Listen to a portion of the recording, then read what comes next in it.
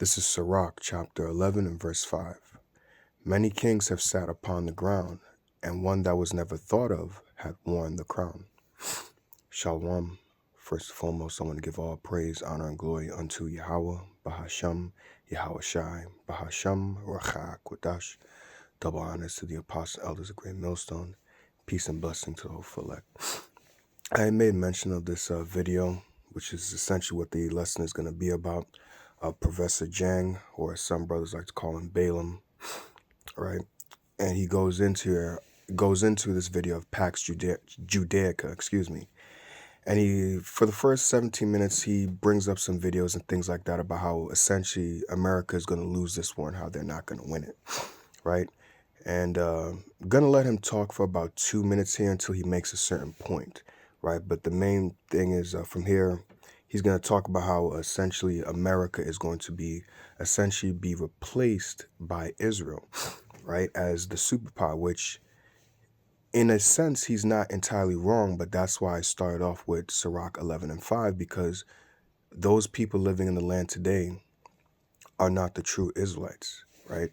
You so-called blacks, Latinos, and Native American Indians, you are the true Israelites. We fit the curses. We fit the curses of the book of Deuteronomy, right? So that's why I start off again with that precept in Sirach 11 and 5, one that was never thought of had worn the crown, because part of my language, but for people to think that niggas is going to be the next rulers and things like that on earth is not something that people consider, not something that people think of, right? We are the bottom of the barrel. We are just looked at as entertainers, just basketball players, football players, singers, dancers, again, just entertainers.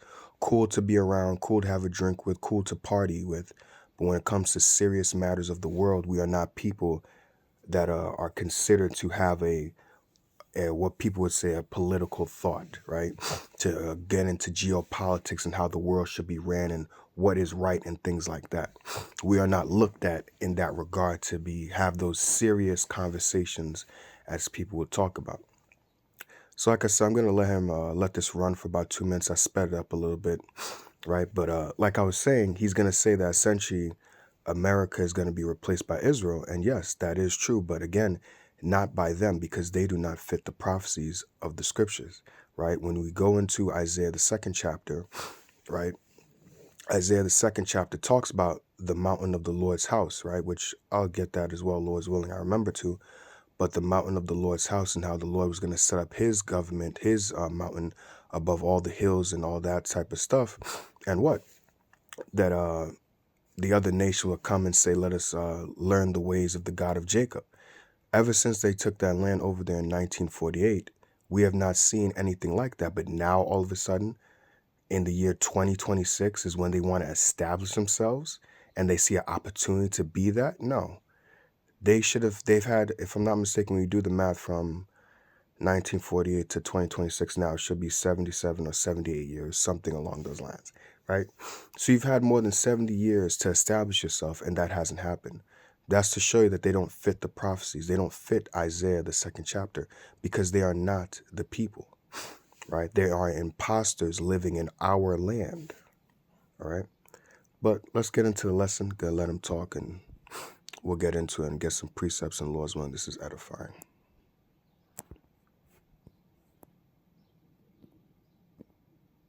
All right? Okay.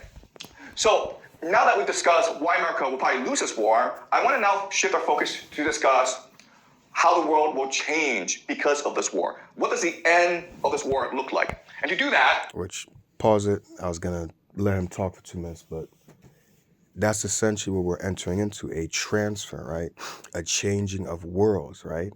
Which, let's get that, right? Because a lot of people think that, oh, the end of the world is everybody dying, nobody living on the planet Earth, or the planet Earth blowing up. No, it's a change of worlds, right? When you go into that word world there in the Greek, it is eon or aeon, which represents an age, a period of time. Matter of fact,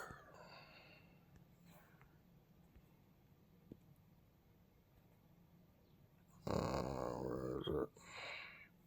Yep, perfect. Hopefully this just doesn't act stupid. right?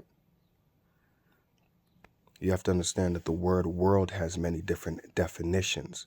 See, I knew that was going to happen. God damn it. I don't know why that thing pops up. What's up with all these ads? Right? So, like I was saying, this is just distracting. Right? You have to understand that word world, it has many different definitions, and you have to apply or insert the right one. My God. So this is 2 Ezra chapter 6 and verse 9 in the GNT. It says Esau represents the end of this age. See? That's what Esau represents, the end of this age. We are coming to the end of the age of Esau, Edom's power, him being in charge, right? And Jacob represents the beginning of the new age, which starts with Yahushua when he returns, who the world ignorantly calls Jesus Christ. So the end of this war leads to the end of Esau's age, his downfall, and represents the rising of Jacob, which starts with Yahushua, again, who the world ignorantly calls Jesus Christ. See? That's where this war is leading to, the end of an age, a transfer of power, if you will, from one nation to another nation. There is not going to be a blowing up of the planet. Even when you look at the different nations that have ruled, when you go into Daniel, the 7th chapter and the 2nd chapter, the Babylonians had their age, it came and went. The Medo-Persians had their age, it came and went. The Romans, same, right? The Greeks and the Romans, the same thing. So everybody has had their age, their time to rule, and they came and they went. It's the same thing with Esau, Edom. He came, he's on his way out, and now Jacob, right, is the beginning of the new age, or the beginning of it that followeth, right, as it's written of in Daniel, the 7th chapter as well. His kingdom is an everlasting kingdom, which is talking about Yahushua's kingdom, you see? So that's where this war is going to lead to, the end of Esau's age, the end of his time to rule. What's really important is to go back to our model of how the world works, okay? So remember, last week we discussed the structure of the world. And at the very core is the empire. Because the empire provides the muscle, the military might, to shape the contours of reality, okay? And then with the empire, you have the finance, okay? Finance includes City of London, Wall Street, Bank of Financial Settlements, and asset managers. And they are the game masters, okay? Okay, the empire is the muscle, but the finance are the ones who actually set the game. And then this creates the global economy, which is based on the US dollar, right? But you can't actually have people believing that this is the way the game is structured, because then people won't want to play the game. So what you do is you create an additional layer of multilateral organizations, what the Americans like to call the rules-based international order, including the UN and the WTO, okay, and other organizations. But this makes people believe that the way the world is structured is fair, open, and transparent. And you hide the finance and the empire behind multilateral organization, okay?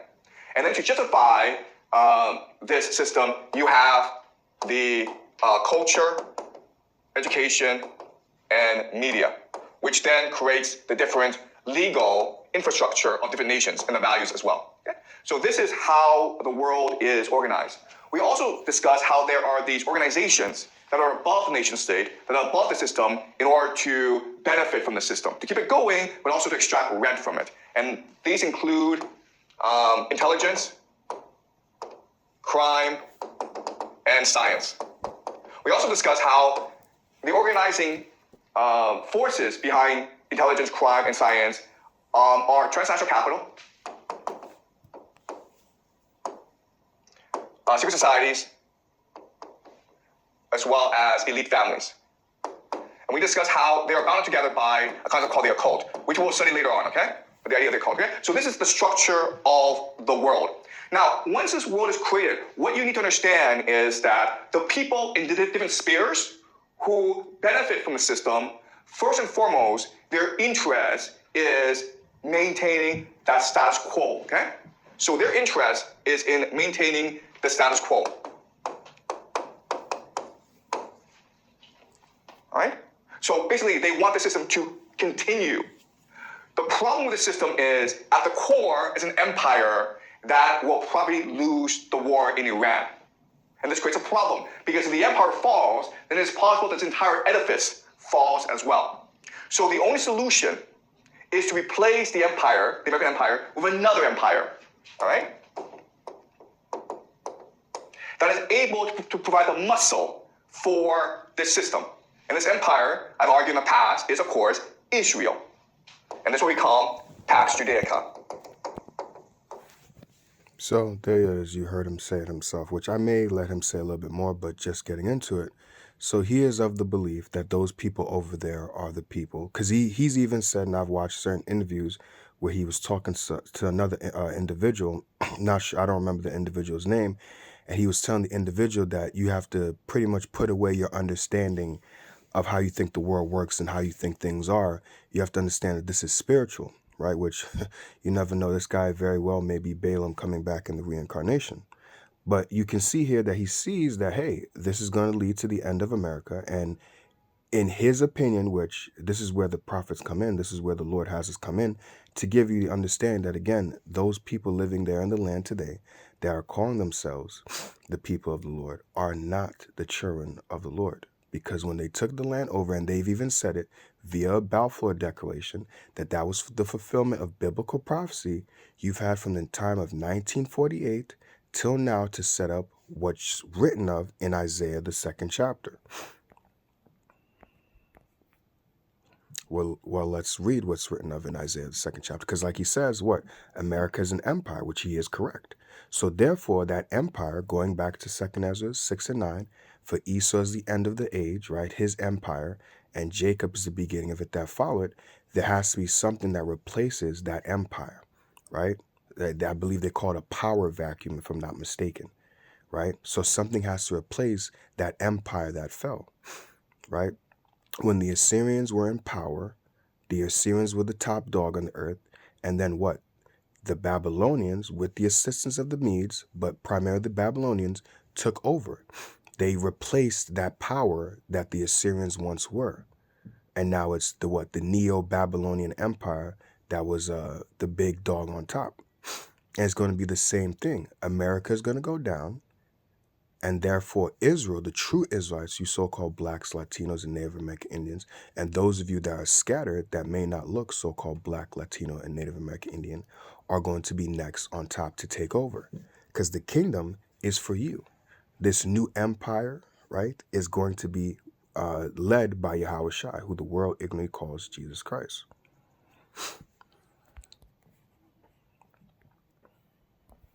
So let's go to it. This is Isaiah chapter 2 and verse 1. The word that Isaiah, the son of Amos, saw concerning Judah and Jerusalem, so this represents all 12 tribes. And it shall come to pass in the last days that we're living in today, that the mountain of the Lord's house shall be established in the top of the mountains, right? Mountain representing government. So the Heavenly Father has his government that he wants to establish, right? That the mountain of the Lord's house shall be established in the top of the mountains and shall be exalted above the hills. So mountains and hills could represent governments. Hills could represent smaller governments. And all nations shall flow unto it. Let's see where it says there for flow.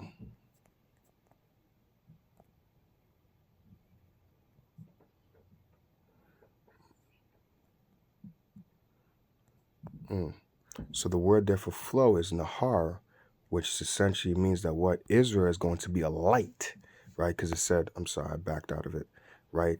To be radiant, right? When something is radiant or something is illuminated or lighting or bright, you look to it, it's like, oh, what's that light over there? So essentially Israel, right, if they're going to call themselves the true Israelites, right, since the time of 1948, they should have been a light unto the other nations. Because what? All the nations are going to flow onto it and say what?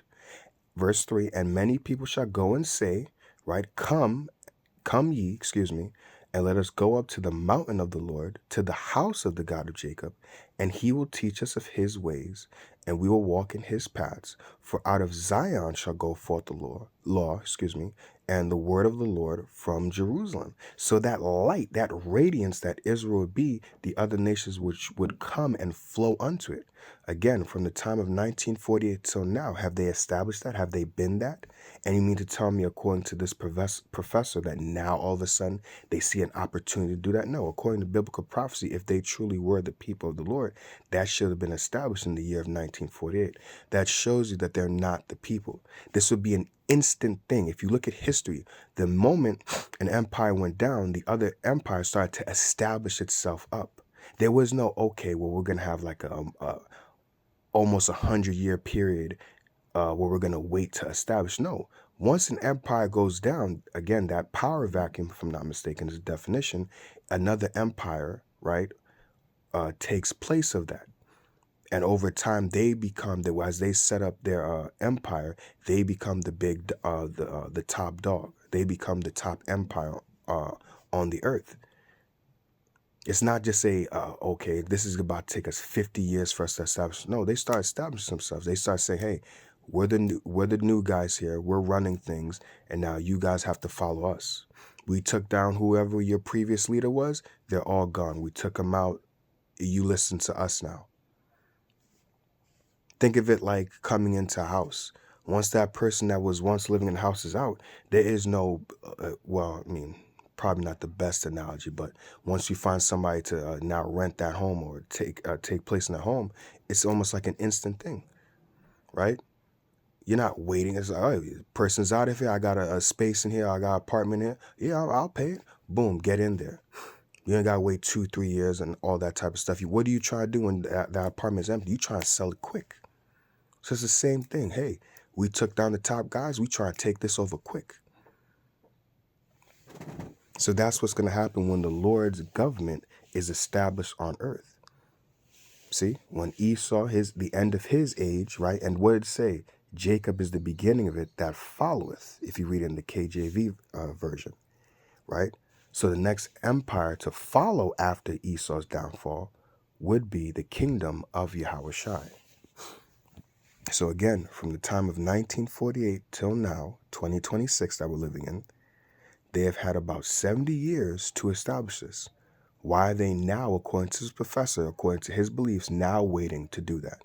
Which they're not, because they're Edomites, and American and the so-called, not so-called, but the Israelis are tied at the hip. They're the same people. Now, again, you have to understand that our people, Israelites, are going to be scattered amongst these other nations as well. But as brothers call him from GMS Chicago, Benjamin, not a Jew, he is not an Israelite. He is not of the seed of Abraham.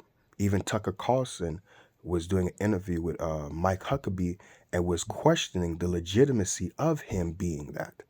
In the last days, there would not be a questioning of, are these people the legit people? Are these people actually of the seed of Abraham, Isaac, and Jacob? Let me get that for you. In the same book, Isaiah, I want to say it's Isaiah 61, if I'm not mistaken, I believe.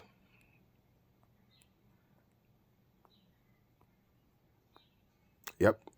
Isaiah 61 and 9, and their seed shall be known among the Gentiles. So the other nations are going to know that, hey, this is the Israelites and their offspring among the people. All that see them shall acknowledge them that they are the seed which the Lord had blessed. So they're going to be acknowledged that, hey, God is dealing with you. You are blessed of God.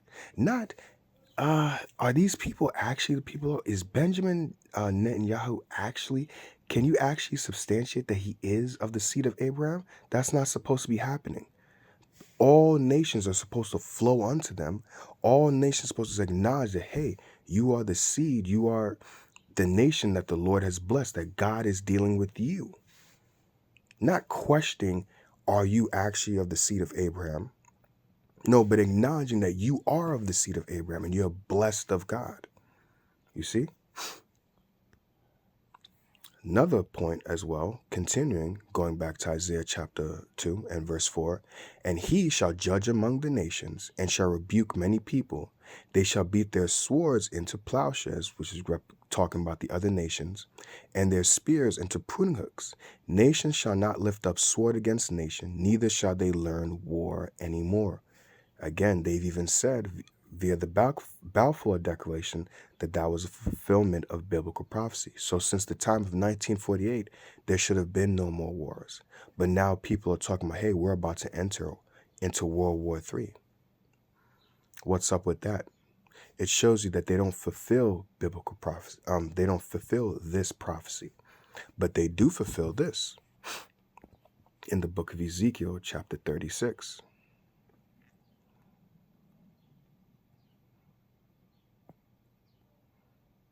I'll start verse 4. Ezekiel chapter 36 and verse 4. Therefore, ye mountains of Israel, hear the word of the Lord God.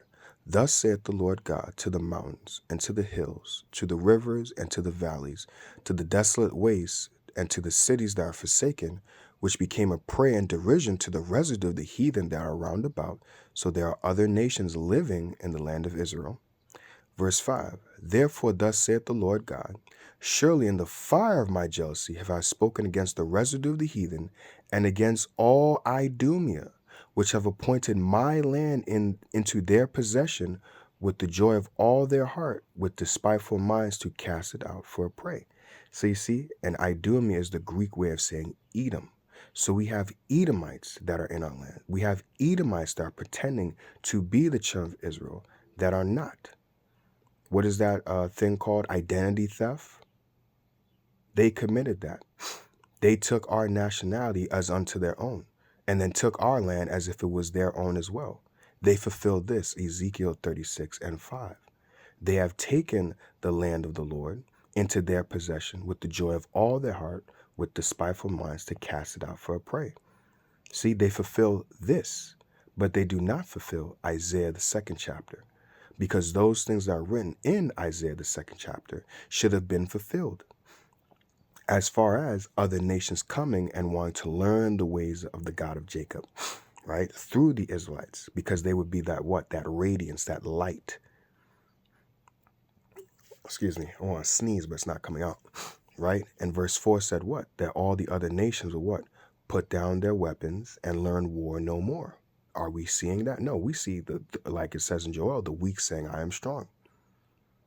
See? Showing you that they don't fulfill that. So this is where this professor is incorrect. But he is, if you have understanding and know the scriptures, that he's right that, hey, this will lead to the end of America, right? But again, like I brought out in Sirach 11 and 5, one that was never thought of had worn the crown.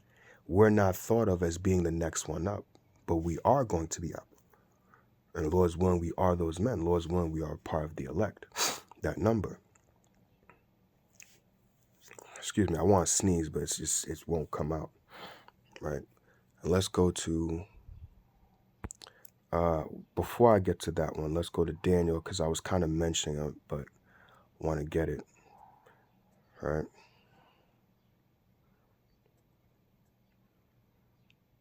Showing you that again, when it says Esau is the end of the world and Jacob is the beginning of it that followed, this is an everlasting kingdom as well, because the kingdom is going to be on earth.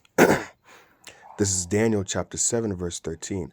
I saw in the night visions, and behold, one like the Son of Man came with the clouds of heaven, and came to the Ancient of Days, which is the Heavenly Father, and they brought him near before him. And there was given him dominion and glory and a kingdom, that all people, nations, and languages, should serve him. His dominion is an everlasting dominion, which shall not pass away, and his kingdom that which shall not be destroyed. See? So Yahushai, right, like it says, Jacob is the beginning of that fall. That is an everlasting dominion, right, which shall not pass away. And all peoples, nations, and languages are going to serve him, serve Yahushai. And therefore, when they serve Yahushua, they're going to what? Serve the Israelites as well. Showing you that this is not a kingdom for everybody. The kingdom, right, the rulership of that is for the Israelites. Always has been, and it's going to be that way. Okay, no, I didn't want to. So now, yes, I want to get into Numbers.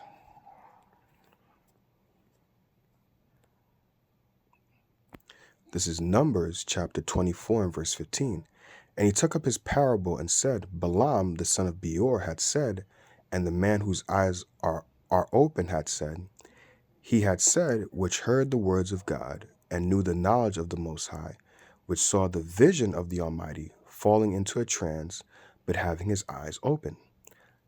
I shall see him, but not now. I shall behold him, but not nigh. What is it saying? Habakkuk, the 2nd chapter, the vision. So he's receiving a vision, right? Right. The vision is yet for an appointed time, but at the end it shall speak.